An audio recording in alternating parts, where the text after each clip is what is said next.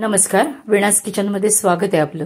चला आज आपण चिवडा तयार करतोय। तर हे आहेत चिवड्याचे पोहे। यांना स्वच्छ चाळून वगैरे घ्यायचं, कुठेतरी काळा पोहा वगैरे काय असेल तर ते काढून टाकायचं आणि साफ करून घ्यायचे। आणि त्यानंतर ना एकदम गॅस बारीक ठेवायचा आणि कुरकुरीत होईपर्यंत ह्यांना गरम करायचे।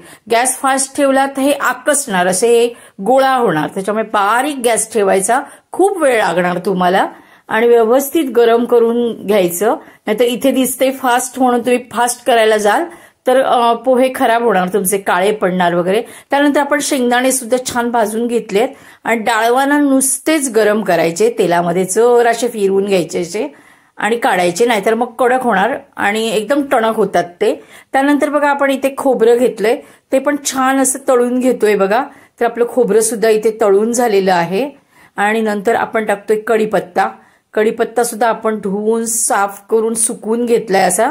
आता तो पण एकदम कुरकुरीत असं तळून घेतोय। तर इथे आपला कढीपत्ता सुद्धा तयार झालेला आहे बघा। तुम्ही माझ्या चॅनेलवर नवीन असाल तर चॅनेलला लाईक, शेअर, सबस्क्राईब करायला विसरू नका।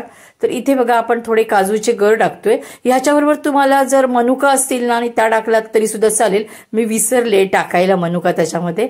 तर इथे बघा मी काजूगर काढल्यानंतर लसूण घेतली, ती थोडीशी लसूण आहे ना ती खलबत्त्यावर ठेचून घ्यायची, नाहीतर मग अंगावर वगैरे उडेल, त्यामुळे अख्खी साबूत अशी टाकू नका तुम्ही। आणि ती सुद्धा कुरकुरीत होईपर्यंत तळायची। असं सगळं साहित्य आपलं इथे तळून झालेलं आहे बघा। आता राहिली आहे आपली फोडणी। तर मिरची आपण पहिली तळून घेऊया। तर इथे बघा मिरची कट करून मी अशी तळून घेतली। ह्याच्यापेक्षा जास्त पाहिजे असेल तर तुम्ही टाकू शकता। तुम्हाला मिरची पावडर पाहिजे असेल तर ती सुद्धा तुम्ही टाकू शकता। तर इथे मिरची चांगली आपली तळून झालेली आहे बघा।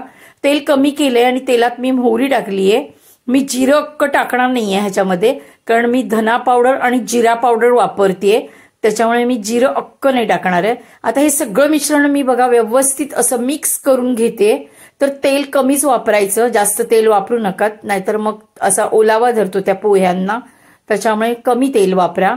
तर इथे बघा असं व्यवस्थित सगळं मिक्स करून झालंय आणि त्यानंतर आपण बघा मोहरी टाकली, तडतडून घेतली, थोडं तेल गॅस बंद करून थंड झाल्यानंतर आपण हिंग पण टाकून घेतला, हळद, जिरा पावडर आणि धना पावडर टाकली आहे बघा।